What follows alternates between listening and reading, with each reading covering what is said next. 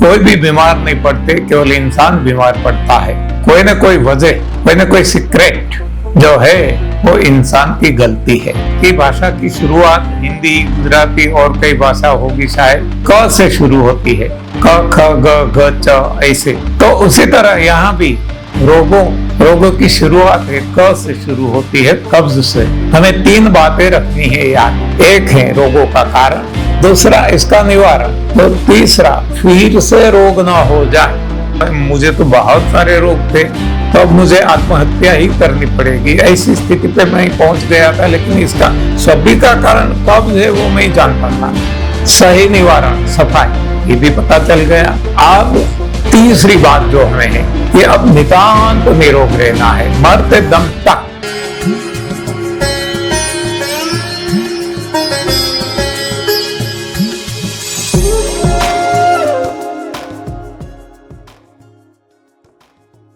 मित्रों प्रणाम, मैं बीवी चौहान। हाँ, हम सब जानते हैं सारी दुनिया में इंसान रोगिष्ट है और कोई रोगी नहीं है। तो इसके पीछे कोई राज तो होगा ना, कोई ना कोई गलती इंसान की है, क्योंकि सबका मालिक एक है। भगवान ने ये सारी योनि, सारे प्राणी को जन्म दिया और कोई भी बीमार नहीं पड़ते, केवल इंसान बीमार पड़ता है। तो इसके पीछे कोई ना कोई वजह, कोई ना कोई सीक्रेट जो है वो इंसान की गलती है। तो सारे रोगों का कारण जो हम सब जानते हैं परापूर्व से, आजकल से नहीं, वो बताया जाता है। सारे रोगों का कारण कब्ज है। कब्ज, कॉन्स्टिपेशन। तो जैसे भाषा में हम देखते हैं कि भाषा की शुरुआत हिंदी, गुजराती और कई भाषा होगी शायद क से शुरू होती है, क ख ग घ च ऐसे। तो उसी तरह यहाँ भी रोगों का जो कारण है, रोगों की शुरुआत है क से शुरू होती है, कब्ज से। तो अब कब्ज के बारे में यदि हमें पता चल जाए कि कब्ज हुई क्यों, और किसी को नहीं हुई और किसी को रोग नहीं है, मतलब उनको कोई कब्ज नहीं है। कब्ज क्यों हुई, कब्ज का कारण क्या है, और हो गया, गलती हो गई, सही कारण मिल गया, तो अब निवारण क्या है, इलाज उपचार क्या है। और इलाज उपचार भी कर लिया, कब्ज हट गई, बाद में फिर से कब्ज ना हो पाए, हाँ, रिपीट ना हो, इसके लिए हमें क्या करना, ये भी तो सोचना होगा ना।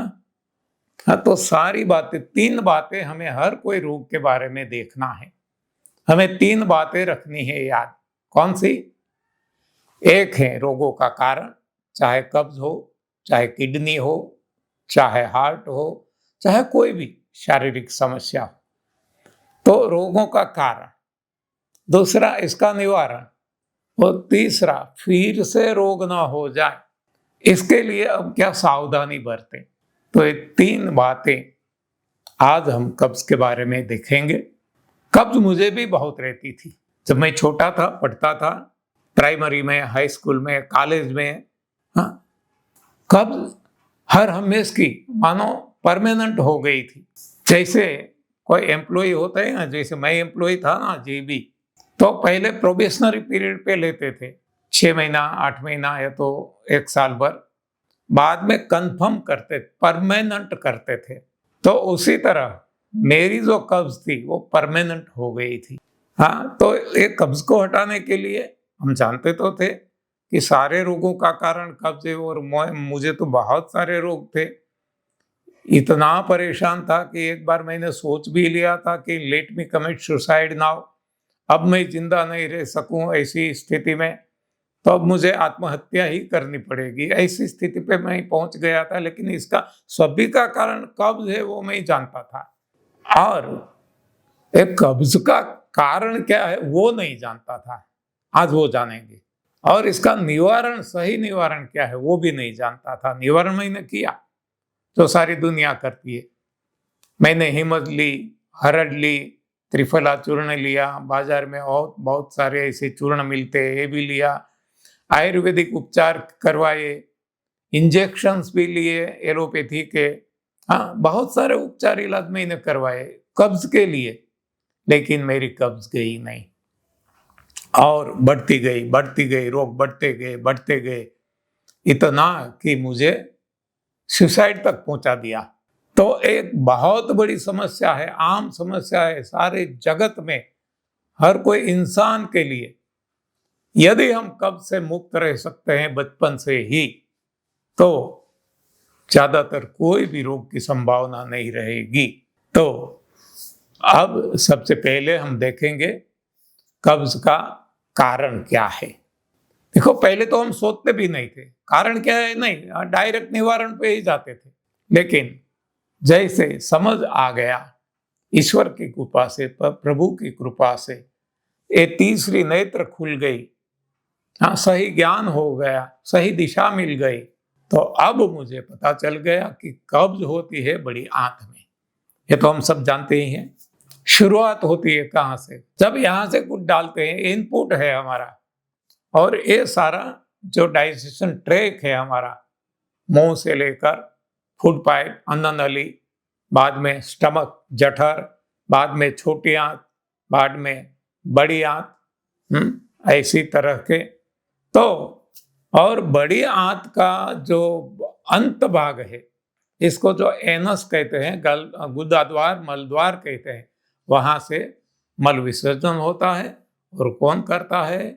भगवान हमारे भीतर बैठे, वो सब कुछ ये चलाते हैं। लेकिन ये सारी प्रोसेस कब सही ढंग से चल पाती है? जब हम इसमें सही भोजन डालते हैं। जैसे पेट्रोल की कार में, देखो बार बार हर कोई रोग के बारे में यही बात मैं समझाता हूं, क्योंकि यह समझना आसान है। पेट्रोल की कार में यदि हम डीजल डालते हैं या और कोई फ्यूल डाल देते हैं, तो वो इसको जो इसमें इग्निशन होना है, इसकी सिस्टम जो है वो सही ढंग से नहीं कर पाती, क्योंकि इसके लिए डिजाइन नहीं बनी है, मैन्युफैक्चरिंग नहीं हुई है, इसकी सिस्टम नहीं है।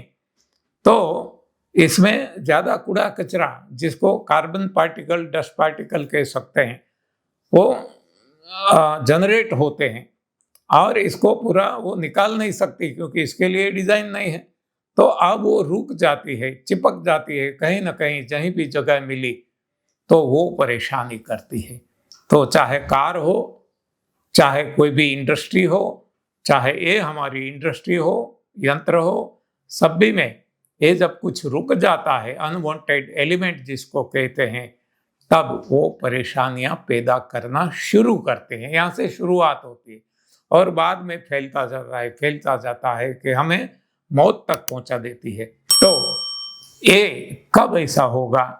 कि जब हम पेट्रोल की जगह और कुछ डालेंगे, डीजल, सीएनजी, एलपीजी और कुछ भी, पानी, कोयला, XYZ।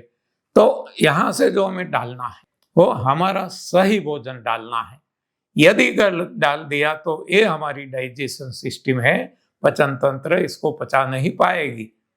अच्छी तरह से समझ लेना है, जिंदगी में अच्छी तरह जीना है, मौज मजा मस्ती पाना है, निरोग रहना है, दवाइयों से दूर रहना है, डॉक्टरों से दूर रहना है, खुद का डॉक्टर बनना है।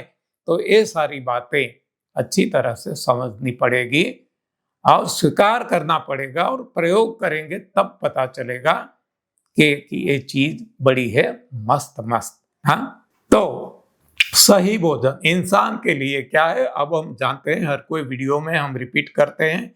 वो है कंद, मूल, फूल, फल, पत्ती, पानी, हवा, प्रकाश और आकाश। यानी कि नेचर से जुड़े रहना है, प्रकृति से।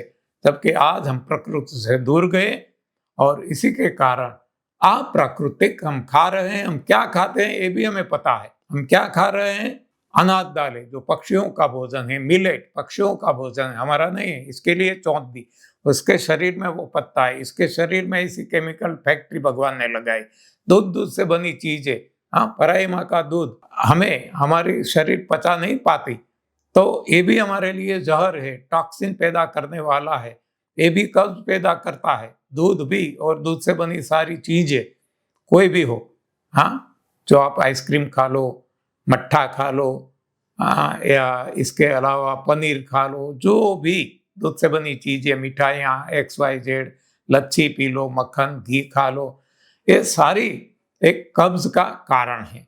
उसी तरह मांसाहार जो हमारा भोजन नहीं है, वो शेर चीता टाइगर का है, हाँ, तो ये भी हम खाएंगे तो हमारा शरीर, हमारा पाचन तंत्र इसको पचा नहीं पाएगा, तो इसके कारण वो रुक जाएगा, चिपक जाएगा, तो ये कब्ज पैदा करेगा और एक कब्ज से ही सारे रोग होते हैं।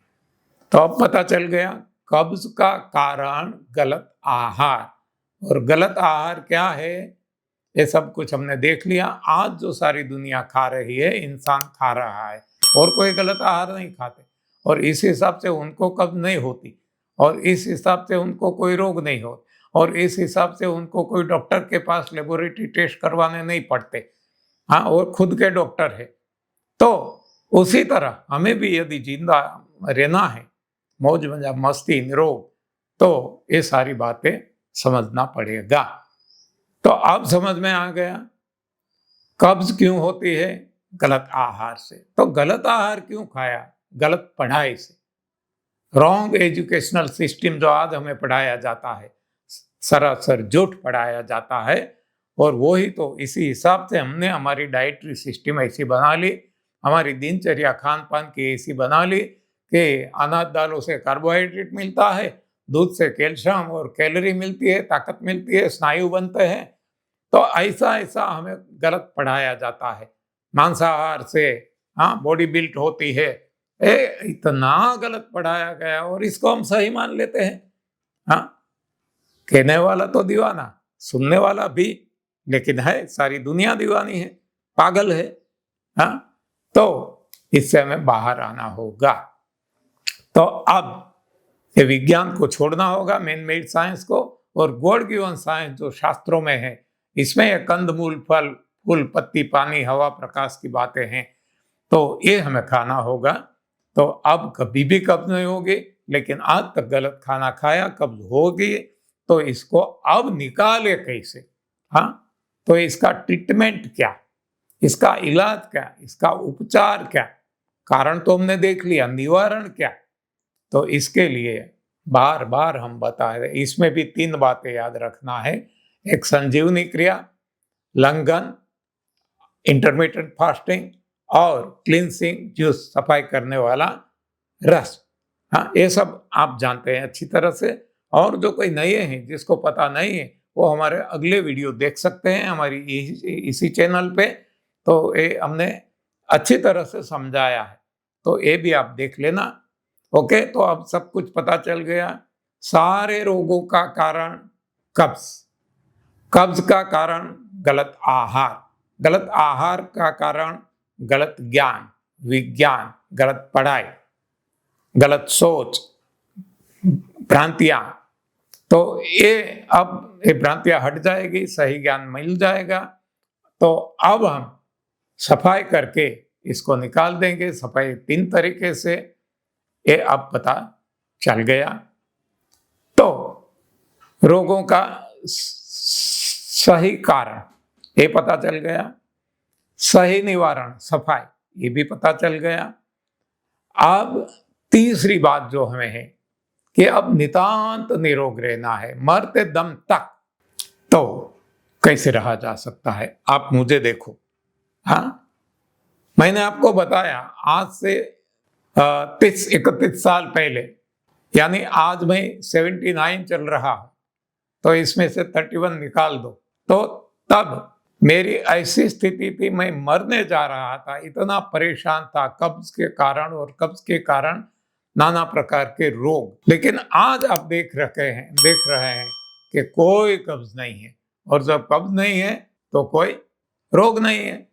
अब 2 बार मैं खाता हूं, 2 बार जाता हूं, हाँ, और जाता हूं नहीं, अपने आप जाना पड़ता है, कॉल आता है, नेचुरल कॉल आता है। हाँ, जैसे ऐसी आज तो स्थिति बन गई है, क्योंकि अब मैं सही भोजन खाता हूं, तो ऐसी स्थिति बन गई है, table to toilet, dining table to toilet, जैसे खाना खा लिया तो अगला जो पुराना पड़ा है इसको धक्का मारता है और इसको निकाल देता है। तो जब दोपहर का खाना लेता हूं तो अगले दिन का निकल जाता है, और रात को जब खाता हूं दोपहर का निकल जाता है। तो ऐसे मेरी बड़ी आंत और सारी सिस्टम आज साफ रहती है, साफ सुथरा। और यही तो कारण है कि इसी एज में भी मैं तंदुरुस्त हूँ, निरोग हूँ।